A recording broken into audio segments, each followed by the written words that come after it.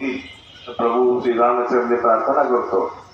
आज सांगोला पंचायत समितीच्या सभापती पूनमताई इंगोले आणि या पंचायत समितीचे उपसभापती अजयजी सरगर यांच्या पदग्रहण समारंभानिमित्त पहिल्यांदा त्यांना शुभेच्छा देतो। आणि नंतर या कार्यक्रमाला आता उपस्थित कार्यक्रम किती 11 झाले एकटा ठरलं होतं वाजून की आता मी सगळ्या व्यासपीठावरील सगळेच नेते आहेत त्या सगळ्या नेत्यांची दिलगिरी व्यक्त करून मी जास्त वेळ न घेता तर दादा एवढं वकील एवढं काय मला बोलता येत नाही, पण मला शिकवून तर म्हणलं दादाला फोडा, दादा फोडायचा पडतोय। आता ही काय फोडाही ठिकाण आहे, आता ही दुर्वैध ठिकाण आहे, फोडायचं ठिकाण नाही। त्यामुळं या कार्यक्रमाला उपस्थित असणारे व्यासपीठावरचे सगळे मार्गदर्शक आहेत। या मार्गदर्शनाखाली सांगोला तालुक्यामध्ये मागच्याच महिन्यामध्ये 2 महिन्यामध्ये सगळी निवडणुका झाल्या, नगरपालिका झाली, त्यानंतर जिल्हा परिषद पंचायत समिती झाली। या निवडणुकीच्या निकालानंतर ऐतिहासिक युती आघाड्या झाल्या आणि त्या ऐतिहासिक युती आघाड्या झाल्या म्हणून आज सभापती भाजपचा झाला, उपसभापती सेनेचा झाला। आज भाजपचा जिल्हाध्यक्ष म्हणून बोलताना थोडा अभिमान वाटतोय। केंद्रामध्ये भारतीय जनता पार्टीचं सरकार आहे, राज्यात भारतीय जनता पार्टीचं सरकार आहे आणि आज आपण पंचायत समितीची भारतीय जनता पार्टीचं सत्ता स्थापन केलेली आहे। हे सगळ्याच मंडळींची मनोगतामध्ये सगळी मतं सांगितली, त्यामध्ये मधला उद्देश एकच आहे।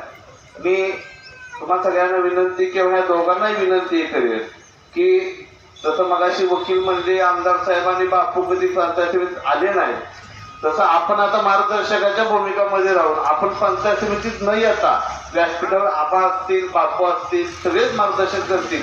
आता निवडणुकीच्या वेळेस निवडणुका, त्यावेळेस आपण एकमेकाच्या विरोधात लढलो, निवडणुका केल्या, त्यानंतर निकाल लागला, त्यानंतर परत पालकमंत्री आदरणीय जयभाऊंच्या मार्गदर्शनाखाली जिल्ह्यामध्ये काम करत असताना मी जिल्ह्यातील 11 पंचायत समितीच्या निवडणुका झाल्या, त्यापैकी 9 पंचायत समितीच्या निवडणुका भारतीय जनता पार्टी कमळ चिन्हावरती भारतीय जनता पार्टी सभापती झाला।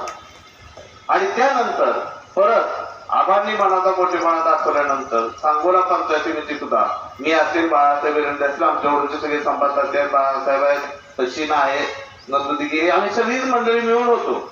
आम्ही परत त्यावर विचार केला आणि आम्ही जयभाऊंनी आमच्याशी चर्चा केल्यानंतर जयभाऊंना म्हणलं आम्ही केव्हाही स्वागत करू, भाजपचा सभापती होत असेल तर केव्हाही अभिमान वाटेल। आणि नंतर तनुदिदी आमची इथे शहरात काम करते, तर अशा सगळ्या पद्धतीनं आम्ही ते स्वीकारलं आणि भाजपचा सभापती झाला। तर आता एक 1900 काय बरेच 52 वर्षानंतर 55 वर्षानंतर चाललंय, परंतु 52 वर्ष 55 वर्ष सत्ता इथे एका पक्षाची राहिली, शेतकरी कामगार पक्षाची राहिली। आदरणीय गणपतराव देशमुखांच्या मार्गदर्शनाखाली सत्ता केंद्राचे आबाई बाराच्या बरोबर होते आणि त्यानंतर बापूही कधी काळामध्ये मध्ये काही दिवस बरोबर येणं किंवा सत्तेत जरी नसले तरी बापूंच्या काही 2 झटकी सदस्य 4 पंचायत सदस्य निवडून आली, ती समाधी राहील। परंतु एकच मला सगळ्यांना इथं आव्हान करायचं, सगळे तुम्ही प्रमुख पदाधिकारी आहात, राजकारणाच्या वेळेस आपण राजकारण करू। आदरणीय शहाजी बापू असतील, शहाजी बापू आणि भारतीय जनता पार्टीवरून पंचायत समितीची निवडणूक झाली, त्यामध्ये चांगलं यश जनतेने मतं चांगली दिली, चांगलं यश आलं। नंतर दीपक आबांनी शेतकरी कामगार पक्ष मिळून निवडणूक झाली, त्यांनाही चांगलं यश आलं। नंतर भाजप आणि म्हणजे दीपक आबा गट आणि शिवसेना एकत्रित काम केलं आणि आता आपण इथं भाजप म्हणून काम करतोय। तर सर्वसामान्य जनतेचे कसे प्रश्न सुटतील त्यासाठी बापूंच्या मार्गदर्शनाखाली असेल, आबांच्या मार्गदर्शनाखाली असेल, आपण खूप चांगले काम करूया। आज राज्यातील आदरणीय देवेंद्रजींच्या मार्गदर्शनाखाली सरकार आहे, आदरणीय उपमुख्यमंत्री एकनाथ शिंदे साहेबांच्या मार्गदर्शनाखाली सरकार आहे, सुनेत्रा वहिनींच्या मार्गदर्शनाखाली सरकार आहे। सगळी सत्तेत व्यासपीठावर असणाऱ्या मंडळींची अनोळखी कोणच नाही। भारतीय जनता पार्टीला आम्हाला काम करण्याचा जवाब आहे, नव्हती देणार आहे आणि जयभाऊही देणार आहे। आणि सगळ्यात महत्वाचं सांगोला तालुक्याचं भाग्य एक आहे, पंचायत समिती ज्या विभागात चालते ते विभाग आहे ग्रामविकास, आणि त्या सगळ्या ग्रामविकास विभागाचा येणारा मंत्री जयकुमार गोरे आणि राज्याचे देवेंद्रजी आहेत आणि उपमुख्यमंत्री एकनाथ शिंदे साहेब आहेत। एकनाथ शिंदे साहेब मुख्यमंत्री होते त्यावेळी शहाजी बापू आमदार होते, त्यावेळी काय देऊ शकतात ते बापूंनी बापूंच्या कामाचं करून दाखवलं। 5-5.5 हजार कोटीला निधी आहे, आज सगळीकडे काम अजून सुरू आहे। आणि आता देवेंद्रजी भाजपचे मुख्यमंत्री आहेत, तेव्हा साहेबही त्या पद्धतीने काम करतात। त्यांनी अनेक वेळा आमदार साहेबांनी इथनं केलेल्या पाण्याच्या मागण्याविषयी त्यांनी त्यांच्या मनोगतामध्ये अनेक वेळा बोलून दाखवले. आता मी देवेंद्र गडकरी साहेब असतील त्यांनी बऱ्याच वेळा सांगितलं गणपतराव देशमुख दुष्काळासाठी लढले. मित्र मी अभिमानानं भाजपचा की दुष्काळासाठी आबासाहेब लढत होते, सरकार विरोधी असायचं. परंतु जेव्हा भाजपचं सरकार आलं तेव्हा सातत्याने 40 वर्ष एक माणूस त्या विषयावर लढतोय. या गोष्टी बघितल्यानंतर भारतीय जनता पार्टी मुख्यमंत्री आदरणीय देवेंद्रजी फडणवीस साहेब असतील, माजी खासदार आदरणीय रणजितसिंह नाईक निंबाळकर साहेब असतील, यांनी या गोष्टीची दखल घेतली. आज सांगोल्याच्या पाण्याच्या सगळ्या योजना मार्गी लागल्या.